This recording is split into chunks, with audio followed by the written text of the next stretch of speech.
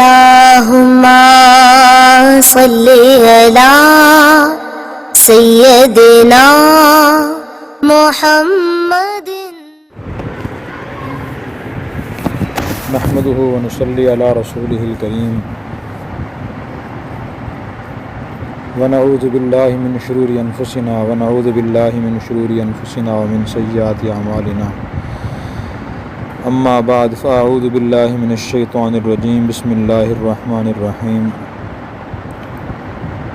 ربنا لا تؤاخذنا ان نسینا او اخطأنا ربنا ولا تحمل علينا إصرا كما حملته على الذين من قبلنا ربنا ولا تحملنا ما لا طاقة لنا به واعف عنا واغفر لنا وارحمنا أنت مولانا فانصرنا على القوم الكافرين۔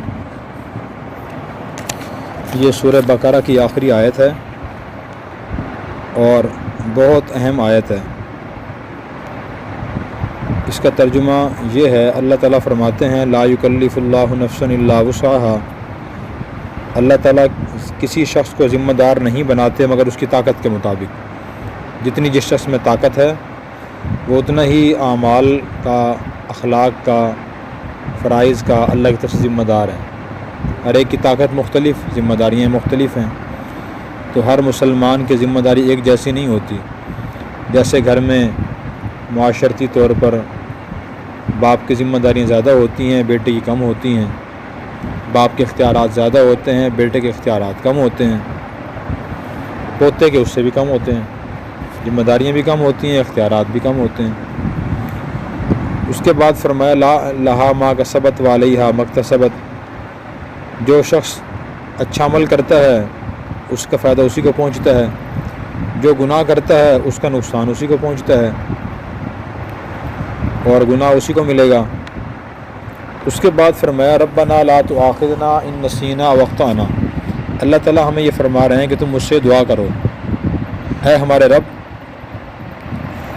ہمیں نہ پکڑنا اگر ہم بھول جائیں یا ہم غلطی کریں۔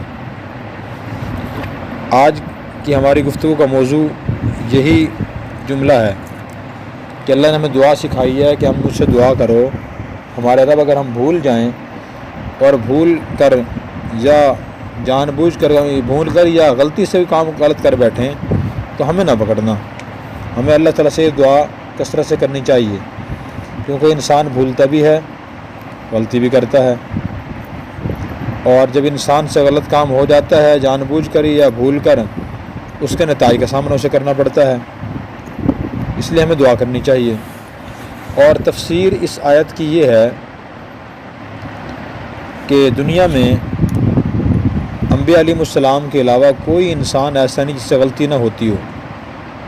یہ بات خود نبی کریم صلی اللہ علیہ وسلم نے ارشاد فرمائی، کل بنی آدم خطاؤن قد خطاؤن وخیر الخطائین التوابون۔ آپ نے فرمایا تمام بنی آدم، کلو تمام بنی آدم، تمام انسان خطا کرنے والے ہیں، غلطی کرنے والے ہیں، اور غلطی کرنے والوں میں سے بہتر وہ ہیں جو توبہ کرنے والے ہیں۔ انسان سے غلطی کیوں ہوتی ہے؟ غلطی تو انسان سے جان بوجھ کر انسان غلطی کرتا ہے یا بھولے کرتا ہے۔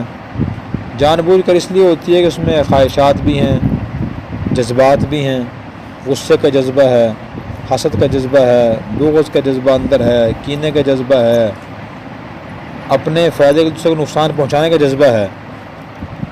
عملی غلطیاں بھی ہوتی ہیں، اخلاقی غلطیاں بھی ہوتی ہیں، دینی غلطیاں بھی ہوتی ہیں، دینی اور دنیاوی غلطیاں بھی انسان سے ہوتی ہیں۔ تو اگر انسان سے غلطی ہو جائے، غلطی تو ہوتی ہے ہر ایک سے، بڑی غلطیاں چھوٹی غلطیاں بھی ہوتی ہیں۔ اگر انسان سے غلطی ہو جائے اس کے بعد ہمیں کیا کرنا چاہیے؟ ایک تو اللہ سے دعا کرنی چاہیے، دوسرا کام ہمیں قرآن کریم سے یہ معلوم ہوتا ہے کہ انسان کو غور و فکر کرنا چاہیے۔ اللہ تعالیٰ نے فرمایا وفی انفسکم فلا تبصرون، تم اپنے دلوں میں، نفسوں میں غور و فکر کیوں نہیں کرتے؟ ایک اور آیت فرمایا ان فی ذلک لآیات لقوم یتفکرون، بے شک اس میں نشانیاں ہیں غور و فکر کرنے والوں کے لیے۔ تو غور و فکر کرنے سے، یہ سوچنے سے کہ میں بھی انسان ہوں، میں پیغمبر نہیں ہوں، فرشتہ نہیں ہوں، جیسے اور لوگوں سے غلطیاں ہوتی ہیں مجھ سے بھی غلطیاں ہوتی ہیں، تو یہ انسان اپنے ذہن میں خیال رکھے، اور جب غلطی ہو جائے پھر اس غلطی کو کا اعتراف کرے کہ واقعی مجھ سے غلطی ہو گئی ہے، مجھ سے چوک ہو گئی ہے، مجھ سے غلط کام ہو گیا، نامناسب کام ہو گیا۔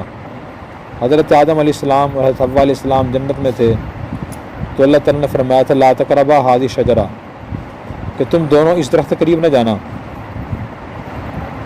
تو آدم اور حوا علیہ السلام نے اس درخت کا پھل کھا لیا۔ اللہ تعالیٰ نے فرمایا فَأَكَلَا مِنْهَا فَبَدَتْ لَهُمَا سَوْآتُهُمَا وَطَفِقَا يَخْصِفَانِ عَلَيْهِمَا مِنْ وَرَقِ الْجَنَّةِ، کہ انہوں نے جب وہ درخت کھایا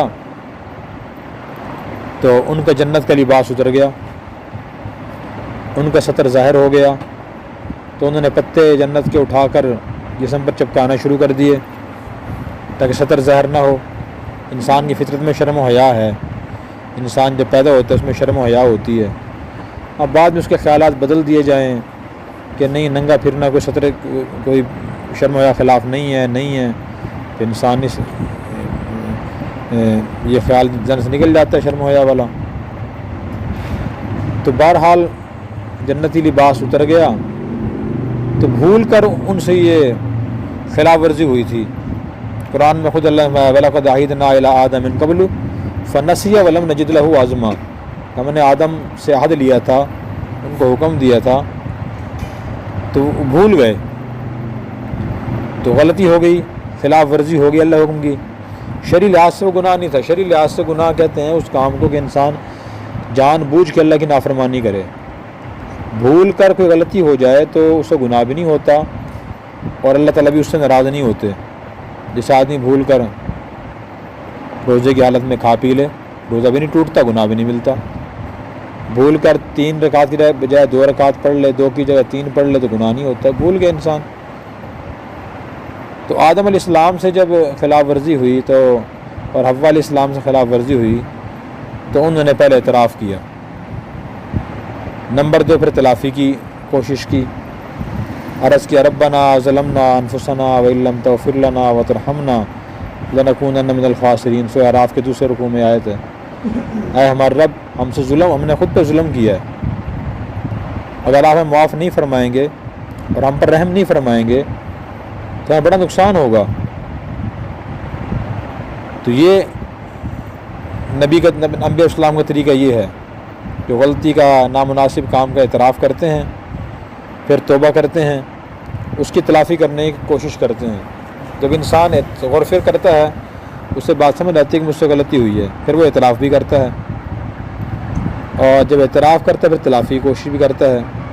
تو ہماری ذمہ داری کیا ہوئی؟ غلطی ہونے کے بعد دعا کرنا، نمبر 2 غور و فکر کرنا، نمبر 3 اس کا اعتراف کرنا، اور نمبر 4 اس کی تلافی کی کوشش کرنا، اور آئندہ غلطی بچنے کی کوشش کرنا۔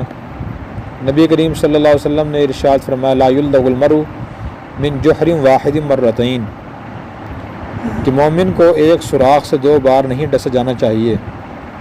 آپ نے سوراخ کی مثال دی ہے کہ ایک آدمی کسی سوراخ کے پاس بیٹھا تھا اور وہاں سے کسی موذی جانور نے نکل کے اسے ڈس لیا، سانپ نے، بچھو نے، چاہیے کہ آئندہ سوراخ سے دور رہے۔ اسے پتہ چل گیا کہ اس سوراخ میں کوئی زہریلا جانور ہے، وہ نکل کے ڈستا ہے، تو ڈس لیا اس نے، آئندہ سوراخ سے بچے۔ اور مراد آپ کی یہ ہے کہ جس کام سے، جس بات سے، جس پالیسی سے انسان کی اس کو نقصان پہنچے، آئندہ اس سے بچنے کی کوشش کرے، آئندہ وہ بات وہ کام نہ کرے۔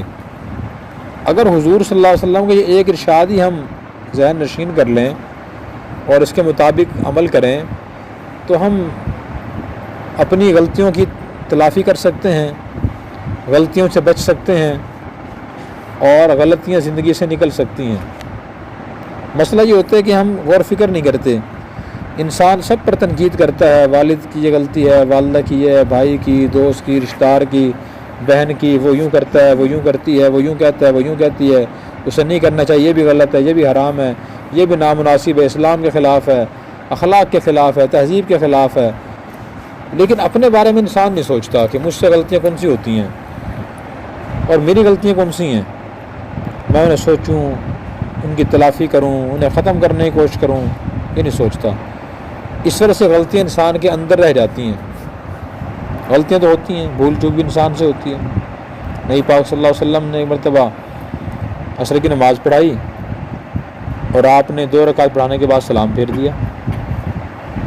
حضرت ذوالیدین ایک صحابی تھے، ان کے ہاتھ ذرا لمبے تھے، تو حضور نے ان کو فرمایا کہ تم تو 2 ہاتھوں والے ہو۔ آپ صحابہ کرام مزاح فرمایا کرتے تھے، تو ان کا لقب ذوالیدین پڑ گیا، 2 ہاتھوں والا۔ تو انہوں نے عرض کیا، باقی صحابہ کرام تو خاموش رہے، انہوں نے کچھ ذرا ہمت کی اور عرض کیا، کثرت الصلاۃ ام نسیت یا رسول اللہ، یا رسول اللہ آج سے عصر کی نماز کم ہو گئی ہے یا آپ بھول گئے ہیں؟ آپ نے 2 رکعت پڑھائی ہیں۔ آپ نے فرمایا کہ کوئی بات بھی نہیں ہوئی، نہ میں بھولا نہ نماز کم ہوئی۔ پھر اور صحابہ کرام نے بھی عرض کی کہ یا رسول اللہ 2 رکعت پڑھائی ہیں۔ میں اچھا، پھر تو میں بھول گیا۔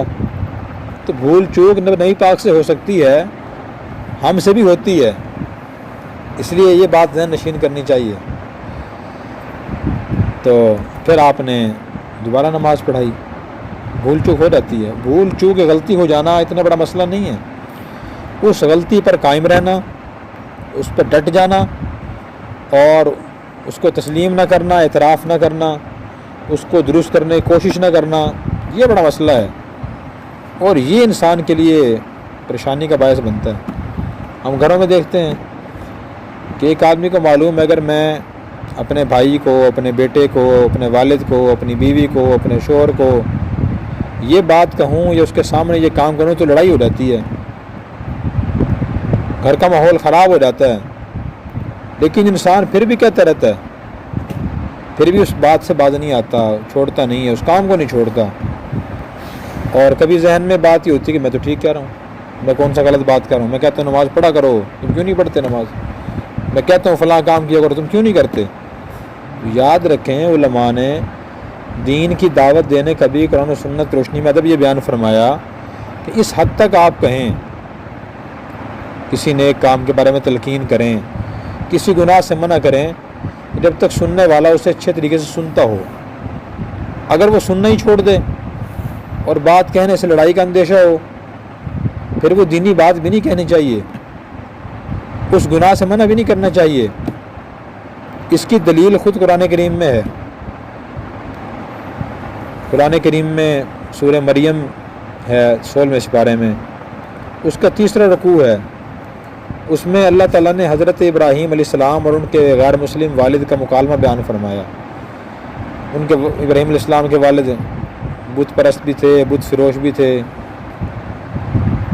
تو ابراہیم علیہ السلام نے ان کو دعوت دی، یا ابتی لم تعبد ما لا يسمع ولا يبصر ولا یغنی عنک شیئا، اے میرے پیارے ابا جان، آپ ان چیزوں کی عبادت کیوں کرتے ہو جو سنتی نہیں ہیں، دیکھتی نہیں ہیں، آپ فائدہ نہیں پہنچاتی۔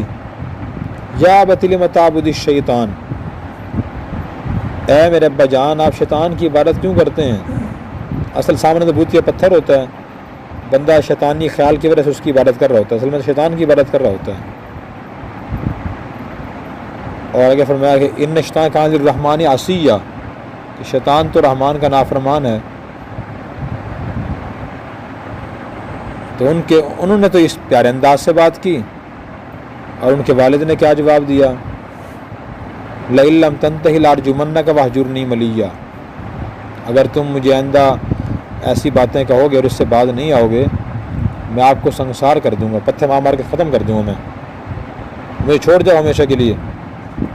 اس سے معلوم ہوتا ہے کہ دیندار کا مزاج اور انداز کیا ہوتا ہے، اور بے دین کا انداز اور مزاج کیا ہوتا ہے، دونوں نمونے ہمارے سامنے ہیں۔ تو اس کے بعد پھر ابراہیم علیہ السلام نے فرمایا وَأَعْتَزِلُكُمْ، میں تم سے علیحدہ ہوتا ہوں۔ جب یہاں تک گفتگو نوبت پہنچی کہ والد نے بات سننا بھی گوارا نہ کیا، وَأَعْتَزِلُكُمْ، میں تم سے علیحدہ ہوتا ہوں۔ اور ایک اور آیت میں انی مہاجر الی ربی، میں اپنے رب کے پاس ہجرت کر کے جا رہا ہوں۔ عراق میں پیدا ہوئے تھے، عراق میں ملک شام چلے گئے، چھوڑ گئے، تو علماء نے یہ ادب لکھا ہے کہ اگر کوئی سننے کے لیے تیار نہ ہو اور بات کہنے سننے سے مسائل پیدا ہو تو پھر انسان کہنا بھی چھوڑ دے، کیونکہ مسائل پیدا نہ ہوں، پریشانیاں پیدا نہ ہوں۔ تو میں عرض یہ کر رہا تھا کہ جس بات سے، جس کام سے لڑائی جھگڑا ہو، فساد ہو، بات نہیں کہنی چاہیے، وہ نیکی کی بات بھی نہیں کہنی چاہیے، اس گناہ سے وہاں منع بھی نہیں کرنا چاہیے۔ یہ اصول دعوت ہے۔ تو ہم زندگی میں دیکھتے ہیں لیکن پھر بھی کہتے رہتے ہیں، اس طرح سے مسائل پیدا ہوتے ہیں اور انسان کہتے ہیں میری ذمہ داری ہے، میں تو کہوں گا۔ تو یہ ایسے حالات میں ذمہ داری آدمی کی نہیں رہتی، بلکہ وہ کہنا غلطی بن جاتا ہے۔ نبی کریم صلی اللہ علیہ وسلم نے کو حدیث میں ارشاد فرمایا، من رأى منکم منکرا فلیغیرہ بیدہ، جو تم میں سے گناہ ہوتا ہے وہ دیکھے اپنے ہاتھ سے روکے۔ محدثین نے لکھا ہے کہ ہاتھ سے روکنا حکمرانوں کی ذمہ داری ہے، عام آدمی ہاتھ سے نہیں روک سکتا کہ آپ فلاں گناہ کیوں کر رہے ہیں۔ فإن لم يستطع بلسانہ، اگر زبان سے روکنے کی، ہاتھ سے روکنے کی طاقت نہیں ہے، یعنی عام آدمی حکمران نہیں ہے، تو وہ زبان سے، حکمت سے، نرمی سے اس گناہ سے منع کرے۔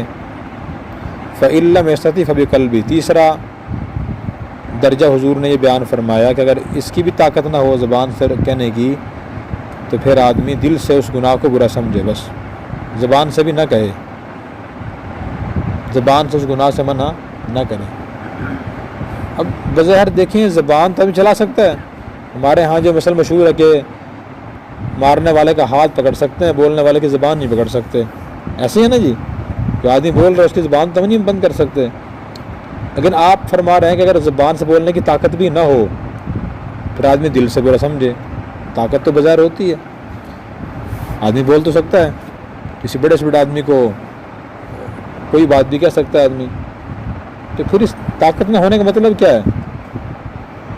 تو محدثین نے، علماء کرام نے فرمایا اس کا مطلب یہ ہے کہ وہ بات کہنے سے مسائل پیدا ہوتے ہیں، مسائل پیدا ہوتے ہیں، مطلب یہ ہے کہ یہاں آدمی بات کہنے کی بھی طاقت نہیں ہے، طاقت معقول طاقت نہیں ہے، وہاں نہیں کہنے سے بس دل سے وہ گناہ کو برا سمجھے۔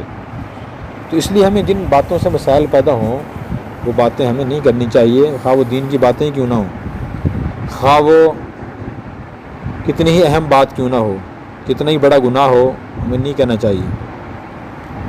یہ اللہ تعالیٰ کے اور اللہ کے نبی صلی اللہ علیہ وسلم کے ارشادات ہمیں یہ اصول نظر آتا ہے۔ اور دوسری بات میں نے یہ عرض کی تھی کہ انسان اپنے کاموں میں بہتری پیدا کرنے کی کوشش کرے، اور جہاں کمی کوتاہی اس کو نظر آئے اس کی تلافی کرنے کی کوشش کرے کہ مجھ سے غلطی ہوئی تھی، نامناسب کام ہوا تھا، یا اس سے بہتر کام ہو سکتا تھا لیکن میں نے نہیں کیا، آئندہ اس سے بہتر کام کروں گا۔ اب اس کی مثال دیکھیں کہ جب نبی کریم صلی اللہ علیہ وسلم اور صحابہ کرام ہجرت فرما کر مکہ سے مدینہ تشریف لے گئے تو مشرکین مکہ اور مکہ کے لوگ حملہ کرنے کے لیے وہیں پہنچ گئے۔ غزوہ بدر ہوا، اس میں صحابہ کرام کی تعداد بہت کم تھی، ہتھیار ہی بہت کم تھے، ساز و سامان بھی بہت کم تھا، مشرکین کے پاس سارے وسائل، افراد، دولت، کھانا پینے کا سامان، ہتھیار، سب کچھ وافر مقدار میں تھا۔ تو اللہ تعالیٰ نے معجزہ رونما فرمایا اور صحابہ کرام کو فتح عطا فرمائی۔ صحابہ کرام بھی شہید ہوئے اور کفار بھی قتل ہوئے، لیکن صحابہ کا نقصان بہت کم ہوا، کفار کا نقصان زیادہ ہوا، 70 آدمی قتل ہوئے اور 70 گرفتار ہوئے۔ تو آپ صلی اللہ علیہ وسلم نے صحابہ سے مشورہ فرمایا کہ جو 70 گرفتار ہوئے ان کے بارے میں کیا فیصلہ کیا جائے، ان کو مفت رہا کر دیا جائے، ان کو قتل کر دیا جائے، ان سے تاوان لے کر رہا کیا جائے۔ تو تینوں قسم کی رائے سامنے آئیں۔ تو آپ صلی اللہ علیہ وسلم کی، ابو بکر رضی اللہ عنہ کی، دوسرے صحابہ کرام کی رائے یہ ہوئی کہ ان سے تاوان لے کر ان کو رہا کر دیا جائے، اور اس کی وجہ یہ بیان کی گئی کہ ہمارے پاس ہتھیار کم ہیں، یہ تو آئندہ بھی جنگ کرنے کے لیے آئیں گے، جو ان سے تاوان وصول ہوگا ہم اس کے ہتھیار خرید لیں گے، ان کو رہائی مل جائے گی، ایک طرح سے ہمارا ان پر احسان بھی ہوگا، ورنہ کو ہم قتل بھی کر سکتے ہیں، جن کی قیدیوں کے بارے میں اختیار ہوتا ہے انہیں قتل کر دیا جائے، قیدیوں کا تبادلہ کر لیا جائے، ان کا تاوان لے لیا جائے، شرعی لحاظ سے جائز تھا۔ تو یہ مشورہ ہوا کہ توان لے کر ہتھیار ہمیں بڑھا لینے چاہیے۔ اب دیکھیں آپ نے غور و فکر فرمایا کہ کس چیز کی کمی ہے اور کس چیز کی ہم تلافی کر سکتے ہیں۔ جنگ جو لڑکے آئے ہیں تو اس میں کس چیز کی کمی تھی؟ ہتھیار کی کمی تھی۔ آپ نے پھر توان لیا، ہتھیار خرید لیے۔ اس کے بعد پھر اگلے سال غزوہ احد ہوا، جنگ احد۔ اس میں آپ صلی اللہ علیہ وسلم کی اور اکثر اکابر صحابہ کرام کی رائے یہ تھی کہ مشرکین جو لڑنے کے لیے آ رہے ہیں ہم مدینہ میں رہ کر ان کا مقابلہ کریں، اس لیے کہ پچھلے سال بھی ان کی تعداد ہتھیار زیادہ تھے، ہمارے افراد اور ہتھیار کم تھے۔ جب مدینہ میں رہ کر ہم مقابلہ کریں گے تو گلیوں میں مردوں میں مقابلہ مرد کریں گے مسلمان، اور مکانوں کی چھتوں سے عورتیں اور بچے پتھراؤ کریں گے، تو بچے اور عورتیں بھی دور سے جنگ میں شامل ہو جائیں گے اور مقابلہ کچھ ہمارے لیے آسان ہو جائے گا۔ دیکھیں نے بہتر تدبیر سوچی ہے اس سے، لیکن کچھ نوجوان صحابہ کرام تھے، انہوں نے کہا نہیں یا رسول اللہ، یہاں جنگ کرتے ہو مزہ نہیں آئے گا، کھلے میدان میں جائیں گے اور وہاں جنگ کریں گے، وہاں جہاد کرتے ہو مزہ آئے گا۔ انہوں نے بہت اصرار کیا تو پھر آپ نے ان کی رائے فیصلہ فرما دیا۔ لیکن جب غزوہ احد ہوا اس میں صحابہ کرام کو بہت زیادہ نقصان ہوا، 70 صحابہ کرام شہید ہو گئے۔ اس کے بعد جو بڑا غزوہ پیش آیا وہ غزوہ خندق پیش آیا۔ آپ صلی اللہ علیہ وسلم کو معلوم ہوا کہ مشرکین مکہ نے اپنے ساتھ 10,000 لوگ اکٹھے کر کے حملہ کرنے کا ارادہ کیا ہوا ہے۔ صحابہ کرام کی تعداد ہر جنگ میں کم ہوتی تھی، افراد بھی کم، ہتھیار بھی کم، وسائل بھی کم۔ صحابہ کرام کچھ مدینہ میں تھے 3,000 یا 3,500 کے قریب، اور وہ 10,000 کا لشکر لے کر آئے کہ اس دفعہ مسلمانوں کو مکمل خاتمہ کرنا ہے۔ 7 قبائل انہوں نے ساتھ شامل کیے، ان پر حملہ کریں گے۔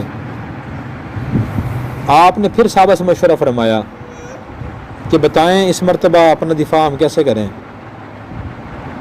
تو پھر حضرت سلمان فارسی رضی اللہ عنہ نے یہ رائے دی کہ میرا مشورہ یہ ہے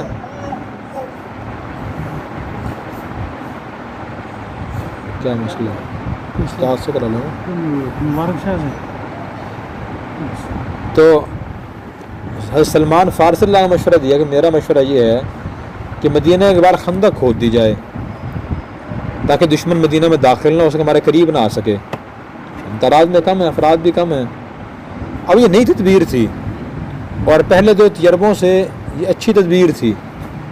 دیکھیں آپ نے اس پر عمل فرمایا، خندق کھودگی اتنی چوڑی اتنی گہری کہ دشمن اس سے عبور کر کے مسلمانوں کی طرف نہ آ سکے۔ اس وقت لڑائی تلواروں سے ہوتی تھی، تلوار قریب جا کے ماری جاتی تھی، جب دور ہوں گے تو تلوار کا وار نہیں ہو سکے گا۔ تیر اندازی ہوتی تھی دور سے، جو غیر مسلم اور مخالف خندق عبور کرنے کی کوشش کرتا ہے، صحابہ کرام تیر اندازی کرتے تو پیچھے ہٹ جاتا تھا۔ دیکھیں آپ نے مزید بہتری کی کوشش کی ہے اور اپنی ہر جنگ سے آپ نے اگلی حکمت عملی و تدبیر بہتر سوچی ہے۔ یہی صورتحال ہماری ہونی چاہیے کہ ہم بھی اپنے ہر فیصلے کے بارے میں نظر ثانی کریں، غور و فکر کریں کہ اس سے ہمیں فائدہ حاصل ہوا یا نقصان ہوا، خواہ وہ کاروبار سے متعلق ہو، ملازمت سے متعلق فیصلہ ہو، ہمارا گھر سے متعلق ہو، دین کے بارے میں ہو، دنیا کے بارے میں ہو، اس میں سوچتے رہیں اور جہاں غلطی کمی کوتاہی نظر آئے اس کی بہتری کی ہم کوشش کرتے رہیں۔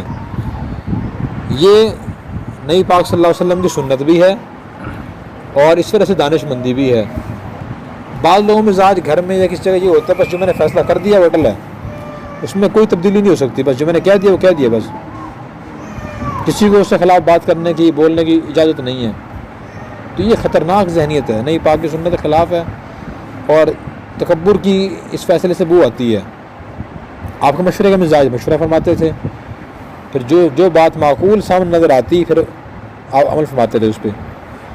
اگر آپ کو اپنی کسی بات سے یہ محسوس ہوتا کہ اس میری فیصلے سے فائدہ نہیں ہوا تو آپ تبدیلی فرما دیا کرتے تھے۔ حدیث میں آتا ہے کہ جب آپ مدینہ تشریف لائے ہجرت فرما کر تو صحابہ کرام تعبیر النخل فرمایا کرتے تھے۔ تعبیر النخل کا مطلب یہ ہے کہ وہ کھجور کے نر اور مادہ درخت کا ملاپ کیا کرتے تھے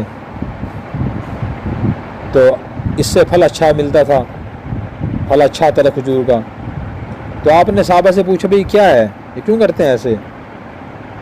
تو مکہ میں تو کھجوریں نہیں ہوتی تھی, پہاڑ تھے. مدینہ کے جو لوگ تھے وہ زراعت پیشہ تھے.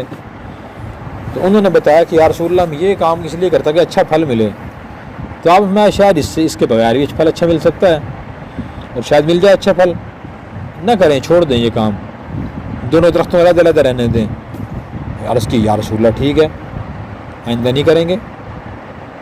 تو صحابہ کرام کا بھی اتنا ایمان تھا اور آپ کا یہ معجزہ تھا کہ صحابہ کرام فوراً بات مان لیا کرتے تھے.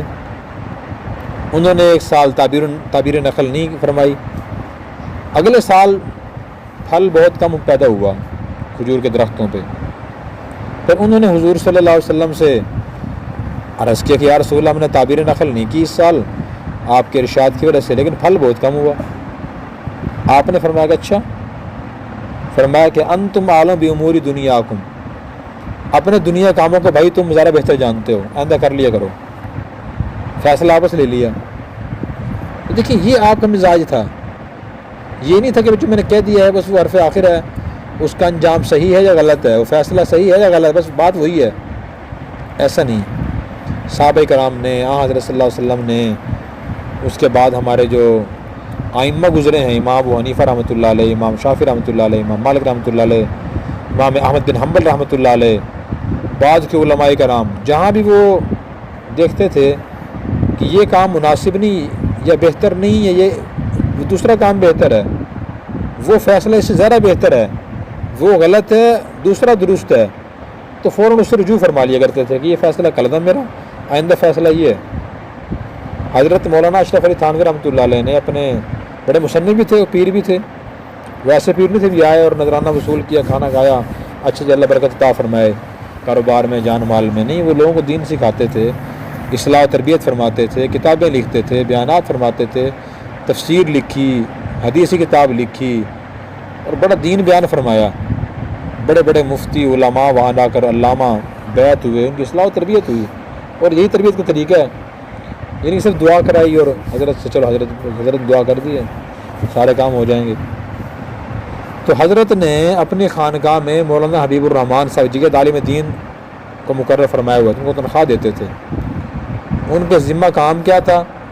یہ فرمایا ہوا تھا کہ آپ نے میری تصانیف کا, لکھی ہوئی کتابوں کا تنقیدی مطالعہ کرنا ہے.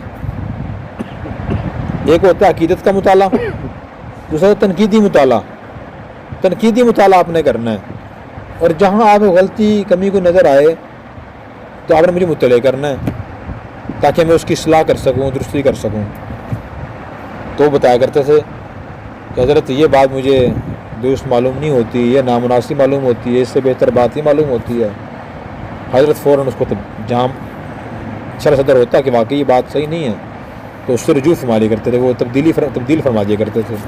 تو یہ آدمی کے دیانتدار ہونے کی علامت ہوتی ہے کہ وہ یہ کہہ دے کہ یہ میری پہلا کام, میری پہلی بات مناسب نہیں تھی, یہ صحیح نہیں تھی, یہ دوسری بات, دوسرا کام زیادہ بہتر ہے اس سے. یہ انسان کے دانشمند ہونے کی, اس کے دیانتدار ہونے کی دلیل ہوتی ہے. امام ابو حنیفہ رحمۃ اللہ علیہ نے بہت سے مسائل سے رجوع فرمایا کہ پہلے میری تحقیق یہ تھی نئے مسائل کے بارے میں, تو اب میں اس نتیجے پہنچوں کہ وہ تحقیق درست نہیں تھی, اب یہ تحقیق میں پیش کر رہا ہوں یہ درست ہے. آج کے دور میں جو الحمدللہ جید علماء کرام وہ ایسے ہی فرماتے ہیں. ہمارے استاد محترم حضرت مولانا مفتی محمد تقی عثمان جان برکاتہم, ان کا ایک سلسلہ چلتا ہے, ان کا رسالہ چھپتا ہے البلاغ, 50-60 سال چھپ رہا ہے وہ. تو اس میں ایک مضمون رکھا ہوا ہے, پہلے انہوں نے خود اس کا عنوان منتخب فرمایا تھا غلطی ہائے مضامین, مضامین غلطیاں. تو کسی اور نے کہا حضرت یہ تو مناسب معلوم نہیں ہوتا, اور ترجیح الراجع یا ایضاح المطالب, ایضاح المضامین عنوان درست ہے کہ مضامین کی وضاحت. اب ان کی تصانیف ماشاءاللہ بے شمار ہیں, بہت تصانیف ہیں. تو جو کوئی عالم دین متنبع کر دیتے ہیں بعض شاگرد, حضرت یہ بات ذرا نظر ثانی فرما لیں, مجھے معلوم نہیں درست ہوتی, اور جہاں انہیں نظر آتا ہے کہ میری بات واقعی درست نہیں ہے, اس رسالے میں وہ چھاپ دیتے ہیں کہ جی مجھے فلاں علاقے کے فلاں مولانا صاحب نے, میرے شاگرد نے مطلع کیا، میں شکر گزار ہوں ان کا، اور یہ میری بات فلاں کتاب کے فلاں صفحے پہ درست نہیں ہے، اسے تبدیل کر لیں۔ تو اپنی غلطی کو، کمی کو تسلیم کرنا، اس کا اعتراف کرنا، اس کی تلافی کی کوشش کرنا، یہ انبیاء علیہ السلام، صحابہ کرام، تابعین، تبع تابعین، ائمہ دین اور فقہاء کرام، محدثین اور علماء کرام کا طریقہ ہے۔ ہمیں اپنی زندگی کی غلطیوں کو جائزہ لے کر اسی طرح اعتراف کر کے ان کی بہتری کے لیے کوشش کرنی چاہیے۔ جب انسان یوں کوشش کرتا ہے تو غلطیاں زندگی سے نکلتی رہتی ہیں اور اچھائیاں آتی رہتی ہیں۔ اس کا آدمی بیمار ہو، اگر بیماری کا انسان علاج کرتا رہے، پرہیز بھی کرتا رہے، علاج بھی کرتا رہے، تو وہ بیماری ختم ہو جاتی ہے۔ انسان کو کھانسی ہو، اس کو علاج ہی نہ کرائے، وہ نہ پرہیز کرے، وہ 4 ہفتے گزرنے کے بعد ٹی بی بن جاتی ہے۔ وہ ٹی بی کا علاج نہ کرائے، وہ جان لیوا ثابت ہو جاتی ہے۔ جتنی بڑی بیماری، پہلے چھوٹی بیماریاں ہوتی ہیں، وہ اس کے بعد بڑی بنتی ہیں آہستہ آہستہ۔ جب انسانوں کی تلافی نہیں کرتا، ختم کرنے کی کوشش نہیں کرتا، پھر وہ چھوٹی بیماریاں بڑی بیماریاں بنتی ہیں۔ جتنی دماغ کی بیماریاں ہیں وہ اکثر نیند کی کمی سے پیدا ہوتی ہیں، مرگی ہے، جھٹکے ہیں، اور جو پاگل پن ہے، جنون ہے، دیوانگی ہے، بہت زیادہ ٹینشن لینے سے یا نیند کی کمی سے بیماریاں پیدا ہوتی ہیں۔ بڑھتے بڑھتے وہ بڑی شکل اختیار کر لیتی ہیں۔ یہی مثال ہمارے کاموں کی ہے۔ تو یہ ان باتوں کی ہمیں بہت زیادہ ضرورت ہے۔ کیوں نہیں ضرورت ہے؟ یہ نہیں ہے کہ اپنے گھروں میں بھی باتیں ہم بیان کریں۔ اگر ہم یہ باتیں بیان کریں گے، مزاج میں نرمی پیدا ہوگی، عاجزی دل میں آئے گی، اپنے کاموں کا ہم جائزہ لیں گے، انہیں بہتری لانے کی کوشش کریں گے، غلط کاموں کو چھوڑنے کی کوشش کریں گے۔ 2-3 کام بڑے اہم ہیں۔ ایک تو گھریلو معاملات، نمبر 2 بندے کے اخلاق، اور نمبر 3 اپنی صحت کے بارے میں اپنے کاموں کا جائزہ لینا۔ میرے گھر کے حالات کیسے ہیں، میرے معاملات کیسے ہیں، میرے اعمال کیسے ہیں، میری صحت کیسی ہے۔ معاملات میں سب چیزیں آ گئی ہیں، لین دین ہے، تو انسان ان کاموں کے بارے میں خاص طور پہ جائزہ لے کہ مجھ سے غلطی تو نہیں ہو رہی، کہیں رزلٹ غلط تو نہیں آ رہا، اگر آ رہا ہے تو اس کا حل کیا ہے۔ اس طرح ہم سوچیں گے تو انشاءاللہ زندگی میں بہتری آئے گی۔ میں نے صرف حضرت آدم علیہ السلام کے نبی پاک صلی اللہ علیہ وسلم کے انبیاء میں مثال دی ہے، حضرت یونس علیہ السلام کی مثال بھی ہے۔ آیت کریمہ ہے لا الہ الا انت سبحانک انی کنت من الظالمین۔ یونس السلام جب مچھلی پیٹ میں گئے، اس وقت یہی عرض کیا کہ آپ کے سوا کوئی معبود نہیں اللہ، انی کنت من الظالمین، آپ ہر عیب سے پاک ہیں، سبحانک، میں ہی ظالم تھا۔ حالانکہ کس نبی سے گناہ کوئی نہیں ہوا کہ نبی نے جان بوجھ کر اللہ کی نافرمانی کی اور خلاف ورزی کی، ایسا کوئی نہیں ہوا۔ بھول چوک کا کوئی بات ہو جاتی تھی، اس کے بھی گناہ سمجھتے تھے، وہ اپنی غلطی سمجھتے تھے اور توبہ استغفار کرتے تھے۔ اگر ہمارا بھی سلسلہ رہے گا انشاءاللہ بہتری آئے گی۔ آخری واقعہ میں عرض کرتا ہوں، میں نے ایک آدمی کا واقعہ پڑھا کہ اس نے پہلے سیاست میں حصہ لیا کہ میں سیاست کروں گا، سیاست شعبے میں کام کروں گا، وہاں اسے ناکامی ہوئی، پھر اس نے کاروبار شروع کر دیا، کاروبار شروع کیا اور دکان کھول لی۔ دکانیں کھولنا بند کرنا کوئی ٹائم نہیں تھا، جب دل چاہ دکان کھول لی، جب دل چاہ بند کر دی۔ دکان کام نہ چلا، پھر اس نے ملازمت اختیار کر لی۔ ملازمت کے بارے میں اس کو طریقہ کار یہی تھا، جب دل چاہ چلے گیا، جب دل چاہ نہیں گئے، دل چاہ جلدی چلے گیا، دل چاہ دیر سے گئے۔ جن کے ہاں ملازمت تھے انہوں نے سمجھایا کہ بھائی آپ جلدی آیا کریں، ان سے لڑائی شروع ہو گئی کہ یہ انسان ہے، دیر سویر سے ہو ہی جاتی ہے، 100 تقاضے زندگی میں ہوتے ہیں۔ انہوں نے فارغ کر دیا۔ بالآخر وہ ٹینشن لے لے کر پاگل ہو گئے، اور اسی پاگل پن کی وجہ سے روڈ سے گزرتے ہوئے ایکسیڈنٹ ہوا اور وہ انتقال ہو گئے۔ اب آپ دیکھیں ہم سے کوئی ایسا حادثہ پیش آ رہا ہے، خدا نخواستہ کہتے ہیں اللہ کی مرضی، اللہ نے ایسے ہی لکھا ہوا تھا۔ حقیقت میں دیکھیں تو اس شخص کی ایک غلطی صرف تھی، اپنی غلطیوں کو اس نے جائزہ نہیں لیا۔ وہ جائزہ لیتا کہ یہ حالات کیوں بگڑ رہے ہیں، یہ معاملات کیوں خراب ہو رہے ہیں۔ وہ دیکھیں اس کی مستقل مزاج نہیں ہوں، میں پابندی کا عادی نہیں ہوں، میں ذمہ داری کا احساس نہیں کرتا، یہ غلطی ہے، اس کی میں نے تلافی کرنی ہے، تو یقیناً اس کا پہلا کام ہی درست ہو جاتا۔ اس لیے ہمیں چاہیے غلطیوں کو جائزہ لیں اور ان کی تلافی کرنے کی کوشش کریں۔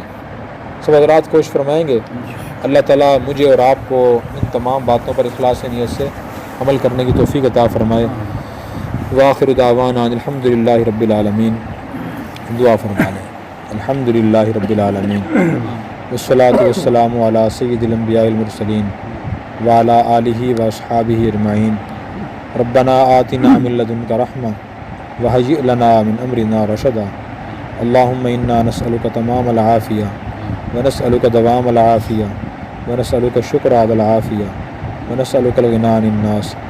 اے اللہ ہم سب کے پوری امت کے تمام گناہوں کو معاف فرما۔